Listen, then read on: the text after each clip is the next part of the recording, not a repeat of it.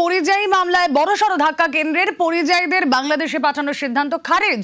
কেন্দ্রের সিদ্ধান্ত খারিজ কলকাতা হাইকোর্টের। বাংলাদেশি দাগিয়ে সোনালী বিবির পরিবারকে সীমান্ত পার, সিদ্ধান্ত ভুল। পর্যবেক্ষণ হাইকোর্টের ডিভিশন বেঞ্চের। কি পর্যবেক্ষণ জানবো আরো ইন ডিটেল। প্রতিনিধি অর্ণব হাজরা রয়েছেন সঙ্গে। অর্ণব, দেখো, দেশ জুড়ে যেভাবে এদেশের নাগরিক নয় তাদের বিদেশে পাঠানো, সেটা পাকিস্তান, বাংলাদেশ এমন উদাহরণ সামনে এনেছিল কেন্দ্রীয় সরকার। কিন্তু আমাদের রাজ্যে বীরভূমের পাইকর, যেটা পশুর হাট নামে পরিচিত এলাকায়, সেই পাইকরের বাসিন্দা সোনালী বিবিদের যেভাবে, যে কায়দায় কেন্দ্রের নির্দিষ্ট দপ্তর, ক্ষেত্রে ফরেনার্স অ্যাক্টে ইমিগ্রেশন দপ্তর যেভাবে ডিপোর্ট করেছিল আসাম বর্ডার হয়ে বাংলাদেশের, সেই পুরো বিষয়টা পদ্ধতিগতভাবে আইনসঙ্গতভাবে ভুল ছিল। তাই ওই কেন্দ্রের নির্দিষ্ট দপ্তরের যে সিদ্ধান্ত, সেটাকে সম্পূর্ণভাবে খারিজ করলো কলকাতা হাইকোর্ট। শুধু তাই নয়, সোনালী বিবি একজন অন্তঃসত্ত্বা এবং এই মুহূর্তে অসমর্থিত সূত্রে মামলাকারীরা বলছেন বাংলাদেশের এক কারাগারে রয়েছেন এই অন্তঃসত্ত্বা মহিলা এবং তার আরো একটি নাবালক পুত্র বা তার সন্তানেরা। সব মিলিয়ে প্রায় 5 থেকে 6 জন পরিবারের সদস্য যারা বাংলাদেশে গিয়েছিলেন, তাদের 4 সপ্তাহের ডেডলাইন বেঁধে দিয়েছে কলকাতা হাইকোর্ট। এই 4 সপ্তাহের মধ্যে তাদের বাংলাদেশ থেকে আমাদের দেশ পশ্চিমবঙ্গে তাদের ফিরিয়ে আনতে হবে, নিজের জায়গায় তাদের ফিরিয়ে আনতে হবে, এই নির্দেশও জারি করেছে। এবং এক্ষেত্রে কেন্দ্রের তরফে যুক্তি দেওয়া হয়েছিল যে শুধু বাংলা কথা বলার জন্যই তাদের আটক করা হয়নি, পদ্ধতি মেনে, যেহেতু তারা এই দেশের নাগরিক নয় এবং তাদের কাছে বৈধ পাসপোর্ট ছিল না, ভিসা ছিল না, তাই তাদের ডিপোর্ট করা হয়েছে।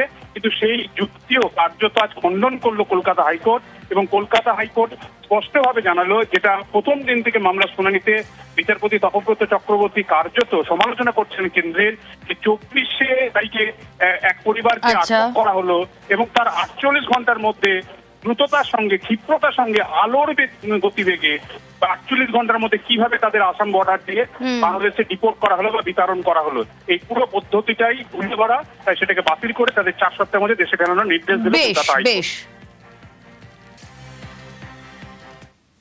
সোনালী বিবির ঘটনাটি বিচ্ছিন্ন এবং দুর্ভাগ্যজনক, কিন্তু তা বলে বাংলাদেশি অনুপ্রবেশকারীদের যে সিংহভাগ ভারতবর্ষের মধ্যে ঢুকে বসে আছে, ভারতবর্ষের পশ্চিমবঙ্গে আস্তানা গেড়েছে এবং পশ্চিমবঙ্গকে করিডোর করে সারা ভারতে ছড়িয়ে পড়েছে অন্যান্য যে রাজ্যগুলিতে, তাতে কোনো সন্দেহ নেই। কয়েকটি ক্ষেত্রে ভুল হয়েছে, কিন্তু ভুল একটা ক্ষেত্রে হয়েছে বলে 100 ডাকাতকে ঘরে ঢুকতে দিতে হবে এবং এই সোনালী বিবিদেরই জমি এবং কাজের অধিকারকে ছিনিয়ে নিতে হবে, এ কথা কে বলেছে? এই ধাক্কা খাওয়াটা কেন্দ্রীয় সরকারের অবধারিত ছিল।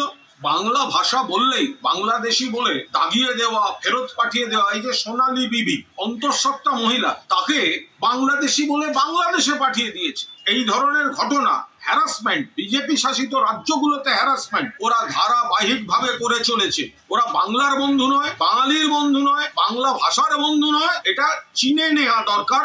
আজকের কোর্টের রায় সেটাই প্রমাণ করল। প্রাথমিক নিয়োগ দুর্নীতি মামলায় পার্থর জামিন। হাইকোর্টে পার্থ চট্টোপাধ্যায়ের জামিন। নিয়োগ দুর্নীতির মামলায় সমস্ত মামলায় জামিন পার্থ চট্টোপাধ্যায়। শর্ত সাপেক্ষে জামিন পার্থ চট্টোপাধ্যায়। পার্থর জেল মুক্তি নির্ভর করছে নিম্ন আদালতের ওপর।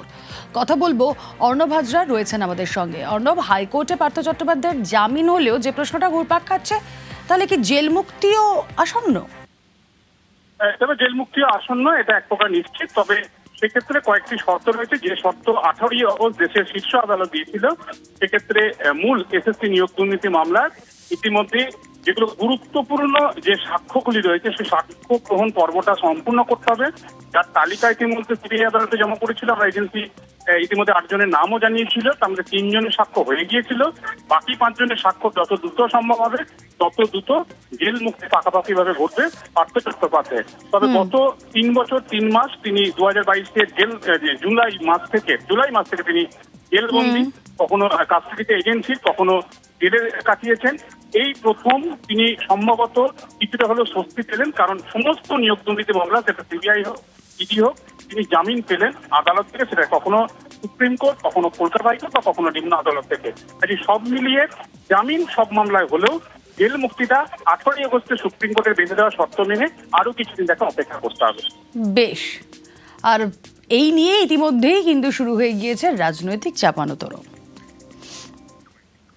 প্রাতিষ্ঠানিক দুর্নীতি এবং তাতে সরকার তোল্লাই শুধু দেয়নি, সরকার পক্ষের সবাই জড়িত। শুধু একা পার্থ কেন যেতে থাকবেন বলুন তো? উনি একটু হেভিওয়েট বলে শুধু জেলে থাকবেন মন্ত্রী হিসেবে। এখন বাকিরা তো কলার তুলে ঘুরে বেড়াচ্ছে, যারা সৎরঞ্জন অসৎরঞ্জন দিয়ে রাস্তায় টাকা তুলেছিল তারা তো ঘুরে বেড়াচ্ছে। সামান্য একটা পার্থবাবুকে জেলে রেখে কি হবে? আইনি পরিভাষায় বলে bail is the rule, jail is exception. এবার যদি জেল এক্সেপশন হয়ে থাকে তাহলে 3 বছর যখন জেলবন্দি ছিলেন, প্রশ্নটা এখানেই ওঠে, তাহলে কি পার্থ চট্টোপাধ্যায়ের অপরাধ সিবিআই ফাইনাল চার্জশিট দিতে পারলো না? তাহলে এই প্রশ্নটা আবারও উঠবে যে শুধুমাত্র এজেন্সিকে কাজে লাগিয়ে বিরোধীদের হেকেল করাই কি কেন্দ্রীয় সরকারের একমাত্র উদ্দেশ্য ছিল? আমরা তো প্রথম দিন থেকে বলেছি, যদি পার্থ চট্টোপাধ্যায় অন্যায় করে থাকেন, অপরাধ করে থাকেন, আইনের পথে চলবে, দল তাকে দলীয় পদ থেকে পর্যন্ত সরিয়ে দিয়েছে, মন্ত্রিত্ব তো আগেই সরিয়ে দিয়েছে। পুরো বিষয়টাই পলিটিক্যালি করা হয়েছিল তৃণমূল কংগ্রেসের ভাবমূর্তিকে মেলাইন করার জন্য।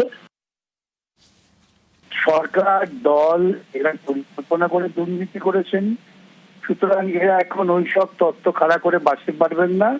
পার্থবাবু জামিন পেয়েছে, জামিন পাওয়াটা স্বাভাবিক আইনগত প্রক্রিয়া। এর মধ্যে খুব বিশেষ গুরু কারণ খুঁজে বেড়াবার কোনো অর্থ হয় না, অর্থহীন প্রলাপ। কিন্তু এটা সত্য যে তারা যে দুর্নীতি করেছেন সেই দুর্নীতির ট্রায়াল শুরু হচ্ছে, এবং যত তাড়াতাড়ি ট্রায়াল হয় ততই পশ্চিমবঙ্গ মানুষের পক্ষে শুভ সংকেত দেখা দেবে। অভিজিৎ সরকার খুনে আরো গ্রেফতার, জালে পলাতক অমিত দাস ও টুম্পা দাস। ভোট পরবর্তী হিংসার চার্জশিটে দুজনেরই নাম। উত্তর 24 পরগনা থেকে জালে 2 অভিযুক্ত। এই 2 অভিযুক্তের কি কানেকশন এই ঘটনার সঙ্গে? অনুপ আরো বিস্তারিত জানাতে পারবেন। অনুপ, ভোট পরবর্তী অশান্তির ঘটনায় অভিজিৎ সরকার যে বেলেঘাটায় খুন, সেই খুনের ঘটনায় কিন্তু দুজনকে ইতিমধ্যে সিবিআই গ্রেপ্তার করলো। অমিত দাস এবং টুম্পা দাস, এই দুজনকে ইতিমধ্যে গ্রেপ্তার করা হয়েছে। দুজনের নামই কিন্তু চার্জশিটে ছিল এবং ঘটনার পর থেকে 2 অভিযুক্ত তারা পলাতক ছিল এবং তাদেরকে সন্ধান দিতে পারলে 50,000 টাকা করে পুরস্কার ঘোষণা করা হয়েছে সিবিআই পক্ষ থেকে। গতকাল উত্তর 24 এলাকায় একটি জায়গায় আত্মীয়ভাবে তারা গা ঢাকা দিয়েছে, এমনটাই সিবিআই খবর পায়। তারপরে সেখানে সিবিআই আধিকারিকরা পৌঁছয়, এই দুজনকে ইতিমধ্যে গ্রেপ্তার করা হয়েছে। আজকেই আদালতে পেশ করা হচ্ছে হেফাজতে নিয়ে, এবং আরো যে অভিযুক্ত আগে গ্রেপ্তার হয়েছিল তাদের সূত্র ধরেই কিন্তু একেবারে এই 2 ব্যক্তির খোঁজ পায় এবং এক ব্যক্তির সঙ্গে যোগাযোগ যখন করে আত্মীয়র সঙ্গে, ফোন নাম্বারের সূত্র ধরেই দেখা যায় যে উত্তর 24 একটি জায়গায় তারা রয়েছে। তারপরে সেখান থেকে গ্রেপ্তার করা হয়েছে। আজকে 2 অভিযুক্তকে আদালতে পেশ করা হচ্ছে। বেশ।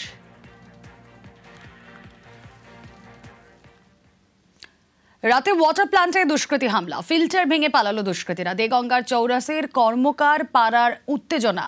8 মাস আগে 3.5 লক্ষ টাকা খরচে প্ল্যান্ট তৈরি।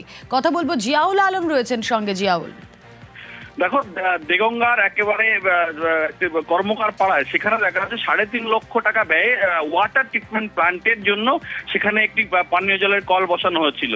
অর্থাৎ এলাকা আর্সেনিক যুক্ত, ফলে আর্সেনিক মুক্ত কলের জন্যই কিন্তু এই ওয়াটার ট্রিটমেন্ট প্ল্যান্ট। সেখানে যেমন এলাকার মানুষ সেই জল পান করতো, অন্যদিকে হচ্ছে একাধিক আইসিডি স্কুল এবং একাধিক প্রাইমারি স্কুল, সেখানে তার পড়ুয়ারাও সেই জল পান করতো। হঠাৎ দেখা যাচ্ছে গতকাল রাতে কে বা কারা সেই জল সেখানে গিয়েই অতর্কিত হামলা চালায়, ভাঙচুর করে ওয়াটার ট্রিটমেন্ট প্ল্যান্টে। পুরোটাই ভাঙচুর করা হয় এমনটাও কিন্তু অভিযোগ। ফলে দুষ্কৃতীরাই ভাঙচুর করেছে এমনটা এলাকার মানুষ জানাচ্ছেন। কিন্তু যেখানে জল পান করার জায়গা, যেখানে 3.5 লক্ষ টাকা ব্যয় করে ওয়াটার ট্রিটমেন্ট প্ল্যান্ট 7 মাস আগে তৈরি হয়েছে, সেখানে কেন দুষ্কৃতী হামলা?